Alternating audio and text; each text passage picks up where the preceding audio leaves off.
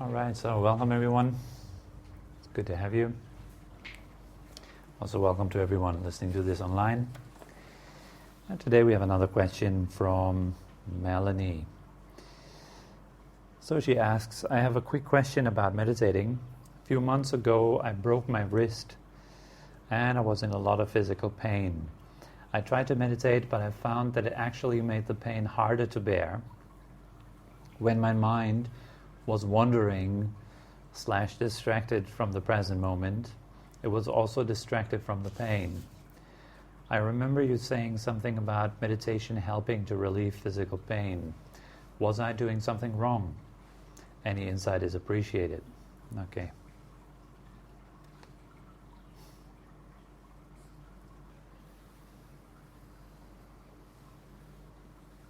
So physical pain, this is something that everybody knows. There's nobody in this world that doesn't know what physical pain means. It makes us move all the time, it makes you change your posture every few minutes or every few seconds, depending on how comfortable you are in your body. That of course depends on how well you eat, how well you sleep, how you exercise and stretch and so forth, so that you can be a bit more comfortable in your body. So that is one part of meditation practice too. You can practice some yoga, making your body a little bit more comfortable so you can sit more still. But getting rid of physical pain, that is something that is impossible. We cannot get rid of physical pain. Having a body like we have, like this, it is subject to physical pain. Always. It's subject to old age, subject to change, it's subject to death. And why? Probably the most simple answer is because we were born. Then all the consequences of birth are the experiences that we make with these bodies that we have. Being a man, being a woman, growing old, getting ill and so forth. So all that is kind of natural. The Buddha also got ill, the Buddha also died. The Buddha also had accidents. He stepped into a sharp object one time, got his whole foot infected and so forth. So this is something that happens to all of us. And some people, they say, for example, oh, I had an accident, I stumbled, or I forgot something, or I had a car crash or something like that. And it was probably because I wasn't mindful enough. So first of all, I'd like to speak a little bit about this. The idea that if you would just be perfectly mindful all the time, you would be free from accidents, you would be free from problems, free from people talking badly about you behind your back and stuff like this. No. Being mindful doesn't mean that the world around you suddenly becomes a perfect paradise and everyone only praises you all the time and you only make pleasant experience, like life is a big long massage or something like that. No, it's not. It'll still be the same as it was before you were mindful. So you will still eat food, you still digest it. You still feel the need for sleep also.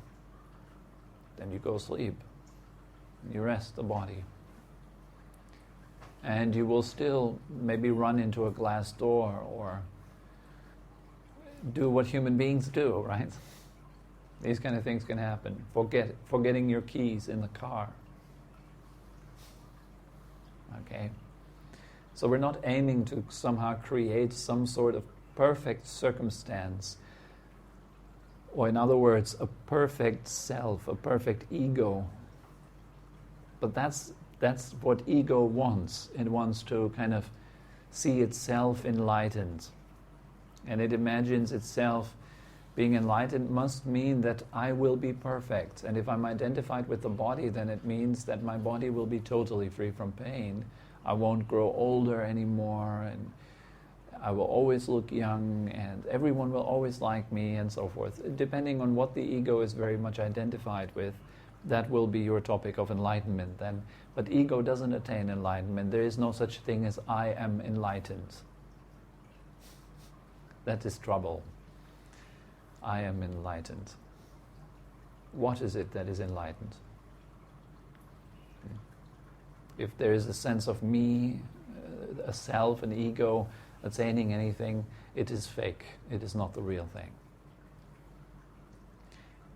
It's good that left aside. So we now know that pain and accidents and all that kind of stuff is part of our life. It's there, and it will be there. You will get sick. You will get ill in your life. Very much so. Even though you don't want to. It will happen. You will die, even though you don't want to die. You will lose your stuff, even though you don't want to lose it. You will lose friends, even though you don't want to lose them. The problem is more like when we grow up, we learn that we should not experience what we experience. Like old age, wrinkles. You're experiencing that stuff, it's normal. But not for ego. For ego, it's a problem. And we need to solve it and fix it.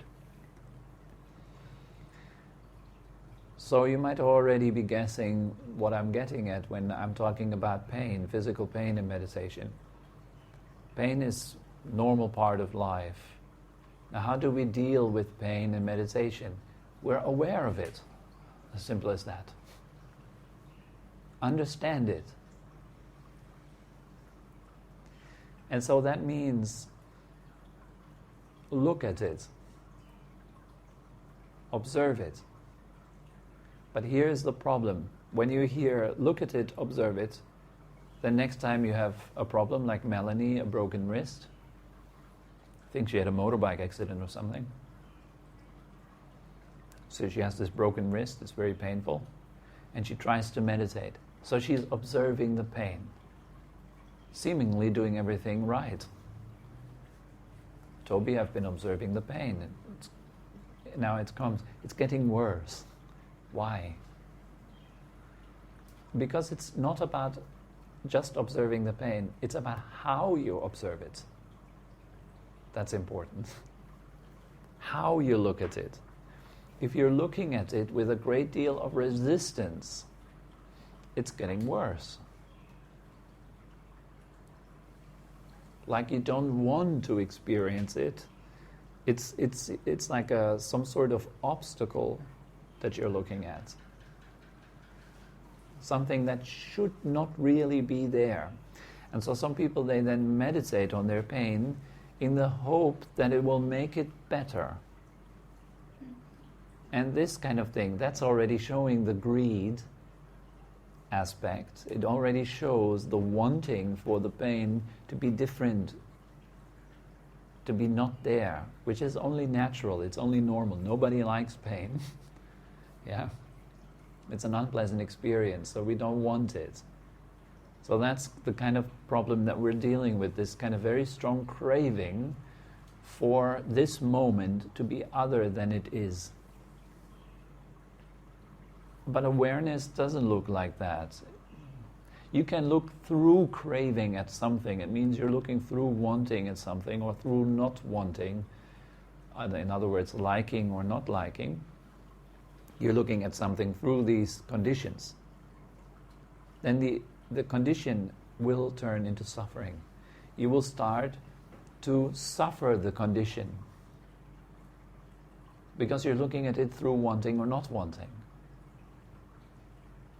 Here's the problem. We're not looking at the condition. We're we're having an agenda. We're trying something. You might have been meditating, talking to Melanie now, you might have been meditating, trying to somehow overcome the pain. It's kind of in the question. It's how she formulates the question.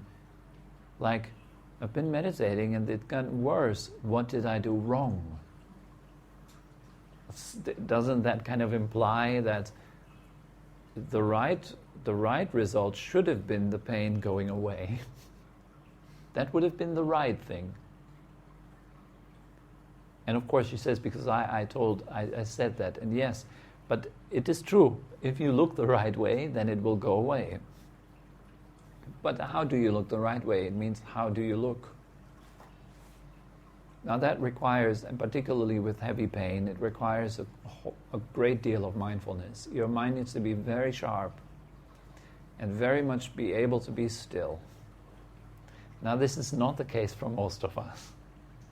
If you're just meditating like occasionally, you're half an hour or something like this in the morning, or maybe an hour in the morning and an hour in the evening, that's already pretty good.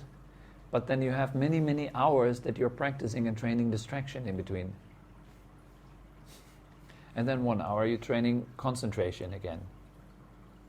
That 1 hour is good, please don't understand me wrong. It's great. It's a very healthy hour. You're growing in positive qualities. But if the time in between is contributing to more distraction and to more, either dullness or restlessness in any way, then we're building, on one hand, we're building that beautiful power of a calm and peaceful and powerful mind. But on the other side, we're still continuing with the old habits. So that's why we need to kind of adjust our lifestyle so that meditation really can find a footing in your life. So we need to kind of arrange our life in such a way that it becomes calming, that your life becomes healthy, and it gives rise to more joy. That's the whole point of meditation. We're not saying, stop amusing yourself, stop entertaining yourself, you should all just go into a cave now. That's your only chance, by the way. No, of course not, yes. But there is something like a middle path. You don't have to ordain as a nun or monk to meditate. You don't have to do anything special, but create more space for it. And you would do that only if it is important for you. And what is it that is important for you? Your happiness. If you really want to be happy, I think most of us do, why not really work at it? Like if I really want to have a biceps, and every day I come to you and I say, I want a biceps, like you. And then I look at my arm and say, oh man, I'm so far away from that. Okay, so I'm what should I do then?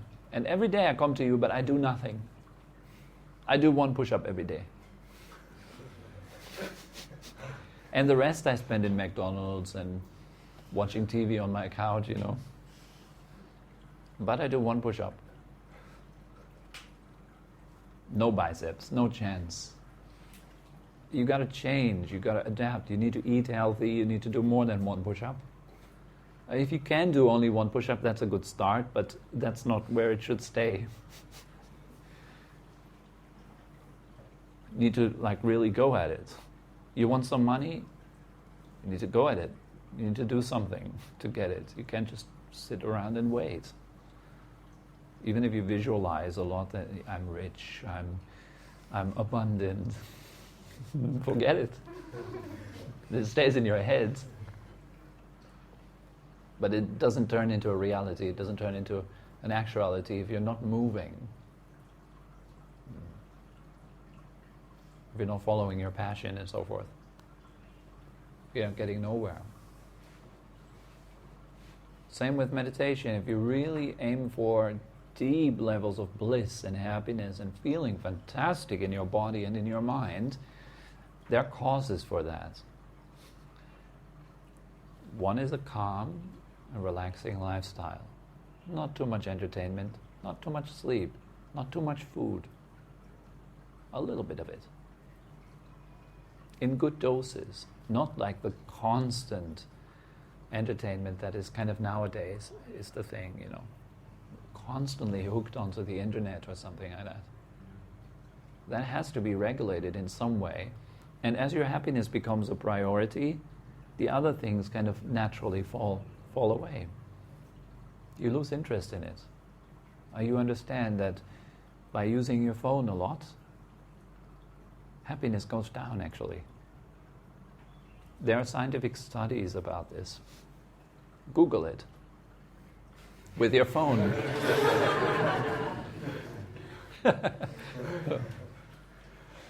Yeah, but you can find these studies online. You can find that with more use of mobile phones, the general feeling of happiness and joy dissipates. It goes away, and I know it firsthand. The more I use technology, the more I feel not so good. I feel like more easily stressed is one thing. And I feel like a general sense of unease. I'm not really feeling good. And for me, I have a very strong contrast because I've been on retreats for a month, no technology, nothing, not much talking at all. And then there is the contrast. Even if you just take a week off, a week of your phone, a week of social media, see the difference. You can see for yourself. And then by seeing that difference, wow, this is a great amount of suffering actually. But I haven't noticed because it was just normal. It was the only state I really knew. And everything that happened before internet, I forgot it already.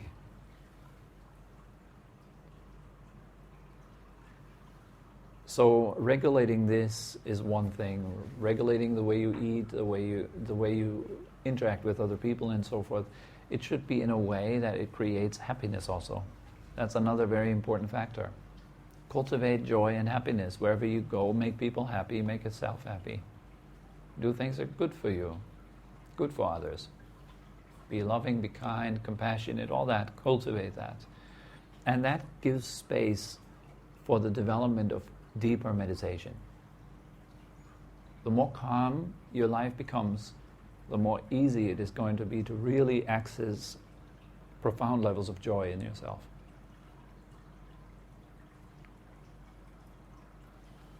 And when you're accessing those levels, then anyways, you don't need to be convinced anymore. I don't have to make advertising anymore. Then you're naturally tending to meditation. Like a junkie that tries heroin for one time and is like hooked. Wow, this feels fantastic. So I need to get more. Similar with meditation, just not harmful. It doesn't destroy your relationships, it doesn't destroy your life, it doesn't destroy your health. It increases it. Makes better relationships, better health, more well-being. It's really, really good thing to do. It's an investment in yourself, training your mind. I'm talking about this because it is so important to really train your mindfulness to a high degree. If you have high level of pain, you need a high level of mindfulness. You need a great ability to basically give that space. What we usually do around pain is we're contracting around it. The mind, the mental body is wrapping itself around the pain, and then it pushes. And we do this with our muscles too. If you have pain somewhere, the muscles are contracting around the area of pain, don't they? You can observe this. They're contracting around the area of pain, and if that is chronic, then you have chronic stiffness, like shoulder problems and stuff. If you work a lot on the computer, then it becomes stiff at first. You have to constantly counteract that. And this also is a sign that our muscles kind of are like emotional beings. They respond to your emotion. Fear. Your heartbeat responds to fear. Even if it's just imagined, your whole body responds to it. It can go into a fully blown panic attack. Even no problem at all there. There's no problem. You just imagine that there could be a problem though. And that is enough. It's like a placebo effect, just the other way around. You really believe that something bad is going to happen to you, and the body goes right into the response. It creates the stress that supports the bad thing happening to you. So we need to have a very fine-tuned, very well-balanced mind. So you want to train your mindfulness, not just only on the cushion, but also off the cushion. What you want to aim for is, for example, to train your mind to rest on the breath throughout the day. Wherever you are, whatever you do, whoever you're with, stay centered in the breath. Know whether you're breathing in or out. Just like that. It's pretty simple. Everyone can do it. But for some people it appears unattractive because it really confronts us with the inability of doing this. I don't know what to do with my mind. I'm not good at this, so usually we drop it. We're all adults, so we are all learned already. We know it all.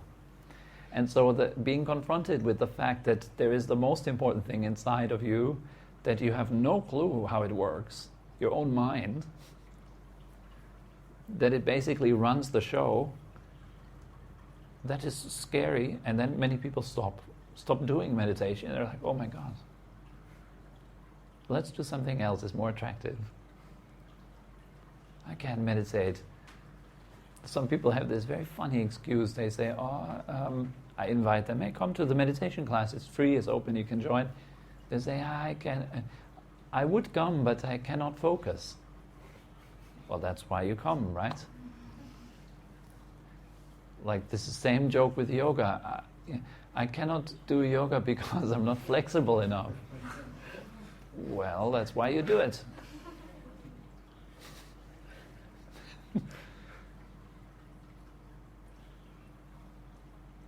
It's like me going into Muay Thai stadium saying, I can't do this because I wouldn't win. Of course I wouldn't win. But I might if I start to train. And same with meditation. Some pain, then start practicing with little pain, small pain. Like when you sit. That's why we sit still. So when you sit still, there is some pain. And many of the fidgeting is not necessary. Wouldn't you agree? You wouldn't die if you just be still for a minute more before you change a little bit. So this is a training of the body. Keep the body still. The body is like a cup that holds the water of the mind. If you move the cup, the water moves. If you move the body, it means you're caught up in the body, you're caught up in the senses, the mind moves. Everyone moving the body, I know your mind is busy. And people who move the body a lot, I know your mind is very busy. Maybe you can't even stand it just sitting here. It's like, oh God, this is so long. Or 10 minutes already. 2 minutes being still. 2 minutes is already a lot. Commit to stillness in the body. Practice stillness. It will produce some pain, but you're practicing your posture at the same time. It's good for you. Your muscles are becoming stronger, blood flow is increased, and so forth. It's like yoga. You're holding one posture still. I think it's yin yoga. You're holding posture still. So you're holding your posture still. And then you learn how to let go of pain with your mind. How can you do it? Well, an initial thing that you can do is breathe into the area of the pain like you would breathe air into a balloon. Allow it to inflate the pain a little bit. As you breathe out, allow the pain to melt. That's a very basic way of playing a little bit with your pain in your body and see if it helps to improve it a little bit. Then a bit more advanced is to send kindness to the pain, to just be kind to your pain, like you would be kind to someone that hurts. If you see someone that just had a motorbike accident, you go over there and you buy a bottle of water, you take care of them, you're kind to them. Can you be as kind to your pain? Having a kind, warm attitude towards your pain, being like it's something cute that happens in your knee. It's buzzing around a little bit. Not like, oh God, it's killing me. You're making it bigger than it is. It is just energy in your knee. Can you be a little bit more kind to it, and it will dissolve. And a bit more advanced. Look right into it. Can you find its center? Really look. Here you need quite a precision mindfulness. Look right into its center. Can you find its center? If you do that well, you might find that your pain buzzes around a little bit and then it dissolves. But it might come back again and you do the same. You allow it to dissolve again. And the fourth method is change your posture. If it is unbearable, you cannot concentrate at all. It's like really taking all of your attention, and you find yourself like really battling with your pain. Then change mindfully, slowly adjust your posture. That is, by the way, true for everything in life. Someone comes to you and says something negative about you. It criticizes you. It's unpleasant. There is pain. Now, the first thing is you can breathe into it and let it go, right? Easy. Bring your attention to your breath. Take a few deep breaths. It helps. You have stage fright. This is pain. Drop. Breathe deeply. You're feeling a bit sick. Breathe deeply. Always helps. Second, can you be kind? Not to the other person. The other person who just criticized you, that's very difficult, being kind to that person. But can you be kind to your being offended? You feel offense. You feel offended. You feel flustered. How dare you say something like that? And you feel that feeling inside of you. Can you be kind to that? Can you allow it? You're a human being.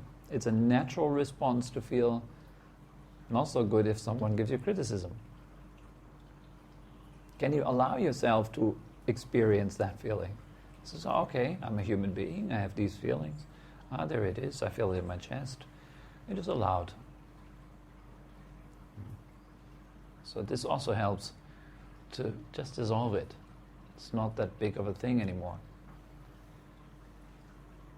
Or you look right into that feeling. You look really deeply. Where is the center of that feeling? Where is it really? And you will find it just dissolves.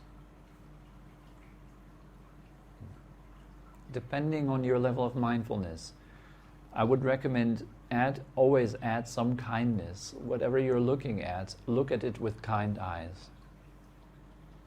First of all, allow it to be there, and then see how does it move. Because it moves, it's an energy. Don't call it pain. Call it energy. It makes a big difference. I have some energy in my right foot right now. And if I'm resisting it, I call it pain. If I don't like it, I call it pain. But if I'm just seeing it, well, then there's just energy in my right foot. And it's quite interesting, actually. You can explore it, see how it moves. As you breathe in, does it change a little bit? As you breathe out, does it change a little bit? And please don't stress out about you having to meditate it away. That is not the path. You cannot meditate aspects of yourself away in that way. You cannot just push out things. I don't like that one, let's cut it out. And I'm using meditation as my scissors or something. You cannot. This is not the point of meditation. The point of meditation is simply to see. And letting go is a natural result. Seeing that pain is just an energy happening in your body right now. It should ease the pain, meaning maybe not the feeling in your knee or in your wrist, but it should ease the drama around it. It's not like you're not taking it like a personal attack anymore, like my wrist is attacking me. It feels like that. If it is pain, it feels like your wrist is attacking you, or your head is attacking you. If you have a headache, it feels like, oh, my head doesn't give me a break. Who is that me that has trouble with its head? That is the real problem. That little me that is fighting the way it is. And if you stop fighting, that drama is gone, very likely that the pain also dissolves. But maybe not. But at least you're not making additional drama around it. And that's already very good. And finally, on the highest level, if you can see that this pain, this energy that is moving in your body is neither yours nor you. It is not me, it is not mine. That is highest level. If you can see it like every pain on this world. Like, for example, if anyone other than you in this room has some wrist pain right now, it's not your wrist pain, it's someone else's wrist pain.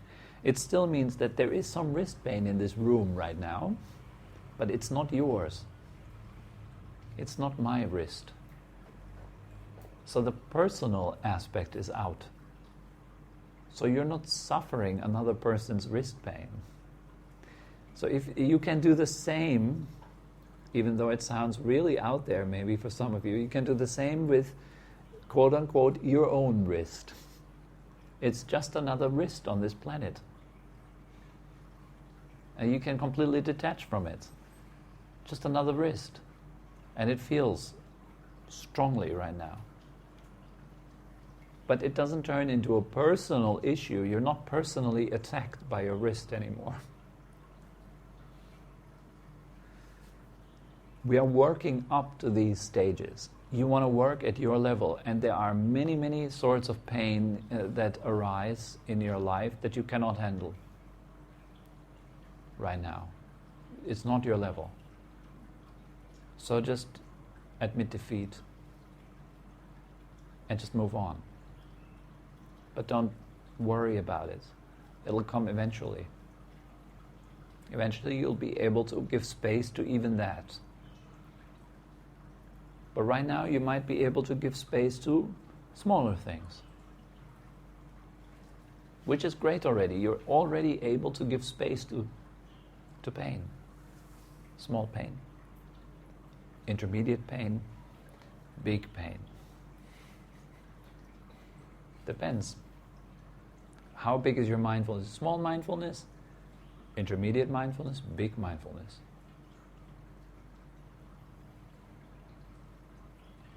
How much space do you have? It's all about that. If you're not spacious, then it's very difficult. Life is very difficult. If you have only very tiny space, then everything is like feeling like a burden. My Tibetan teacher, he said one time, it's like a person that has a big ego is like someone walking around through a big crowd without skin. Everything hurts. The bigger the ego, the more pain. These people are constantly on guard, always fearful. What are others thinking of me? That is ego. It's just such a burden. If you can let go of that, wonderful. And if you're starting to let go of that, wonderful. If this is all new for you and you feel interested in it, wonderful. This is very, very good. So you take it easy, just according to your level. Just keep developing a skill. The skill of letting go. Leaving things alone. Just let them be. Don't mess around with anything. Even it's very tempting. I like to mess around with my wife. I like to tell her how she should be and what she should say and what she should not say. You know. And she likes to mess around with me when I'm sitting in the car and driving. She wants to tell me how to drive. We need to constantly control the world around us. Why not just leave it a little bit? Just a little bit. Let other people around you freak out and be angry and do what people do. Just leave them. It's okay. Other people are free to be angry. Other people are free to have accidents and mess up. It's all right. They're free to make mistakes. And so are you. And it's okay to make mistakes as we move on and to learn and to grow and to become more spacious. Anyways, I think it's pretty much enough for today.